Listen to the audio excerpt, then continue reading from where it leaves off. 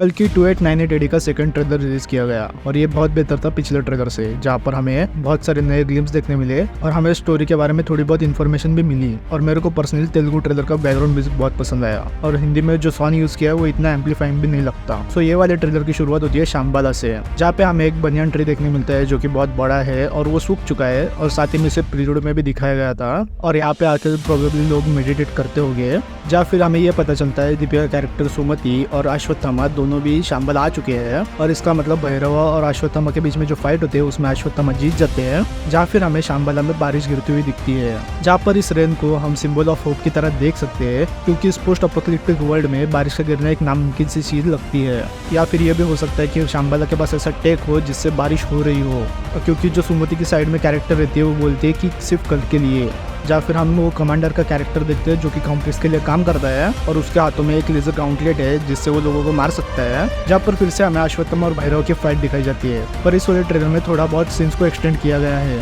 और हमें पता है अश्वत्थामा का कैरेक्टर बहुत पावरफुल होने वाला है और वो भैरवा को इजीली हरा सकते हैं। पर हम ट्रेलर में देखते हैं कि भैरव का कैरेक्टर एक्सोस्केलेटन और टेक्नोलॉजी को यूज करके बहुत अच्छी खासी टक्कर दे रहा है अश्वत्थामा को, जहाँ पर इन दोनों के बीच में की फाइट बहुत अच्छी खासी लंबी चलने वाली है, क्योंकि हम इन्हें शाम्बाला में भी नोटिस करते हैं एक दूसरे से फाइट करते हुए। जहाँ इन्हीं फाइट्स के बीच में हमारे सामने एक सीन आता है जहाँ पे हमें महाभारत के ग्लिम्स देखने मिलते हैं और हम नोटिस करते हैं अश्वत्थामा पर किसी ने अटैक किया है और वो बहुत दूर जाके गिर रहे हैं, जहाँ पर उसका इम्पैक्ट इतना ज्यादा होता है कि वो लोगों के साथ वो हाथी को भी घसीटते लेके जाते हैं। और एक फ्रेम में हमें देखने में मिलता है वो अटैक किसने किया है, जहाँ पर उन्होंने व्हाइट कलर के क्लोथ्स पहने हैं और उन्होंने कोई आर्मर भी नहीं पहना, जहाँ पर प्रोबेबली ये भगवान श्री कृष्ण भी हो सकते हैं। जहाँ पर ये सीन वही हो सकता है जहाँ पे अश्वत्थामा को कर्ज मिलता है। और जैसा प्रीलूड्स में बताया गया है कि ये महाभारत का सीक्वल होने वाली है, तो ऐसा लग रहा है कि अच्छा खासा महाभारत का सीक्वेंस हमें इसमें देखने मिलेगा। पर शॉकिंगली हमें सुप्रीम एस्किन का पूरा लुक देखने मिलता है, जहाँ पर वो लेविटेटिंग मेडिटेशन कर रहे हैं और साथ ही में साइड में हम दो ह्यूमन फिगर्स भी देखते हैं जो कि क्रायो चेंबर में है। काइंड ऑफ क्रायो चेंबर बोल सकते हो, पर ये काफी ज्यादा वूम की तरह फील हो रहा है।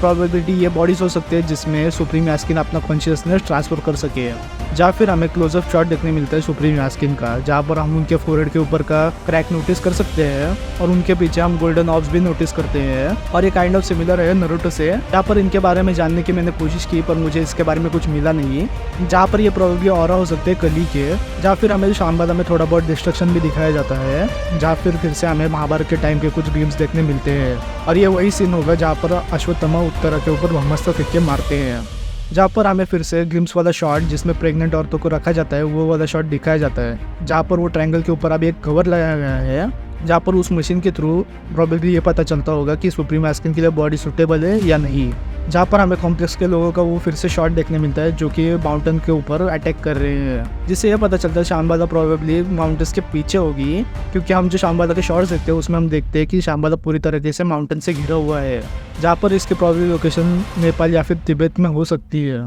जहाँ फिर हमें एक फाइट सीन दिखाया जाता है जिसमें कॉम्प्लेक्स की आर्मी वर्सेस शाम्बाला की आर्मी होती है, जहाँ पर शाम्बाला की आर्मी की शील्ड हमें एनर्जी ऑब्जर्व करते हुए दिखती है। फिर हम एक शॉट में देखते हैं कि अश्वत्थामा ने एक मिसाइल पकड़ ली है और उसे वो वापस से फेंक रहे हैं। और लास्ट में एक सीन दिखता है जिसमें भैरवा बोलता है कि वो इस फाइट को जीतने वाला है और वो अपने बुज्जी को एक रोबोट में ट्रांसफॉर्म कर देता है और प्रोबेबली ये मिसाइल उसी से निकली हो और अश्वत्थामा ने उसको टैकल किया हो। और हाँ, शाम्बाला के वॉरियर्स के पास जो वेपन्स है मेरे को अभी भी वो इतने अच्छे नहीं लगे, मे भी उनको थोड़ा बहुत बल्कि दिखाना चाहिए था। और आप बताओ आपको कैसा लगा ये ट्रेलर्स कमेंट सेक्शन में। तब तक के लिए मैं चलता हूँ और कीप वॉचिंग सिनेप्लेन्स।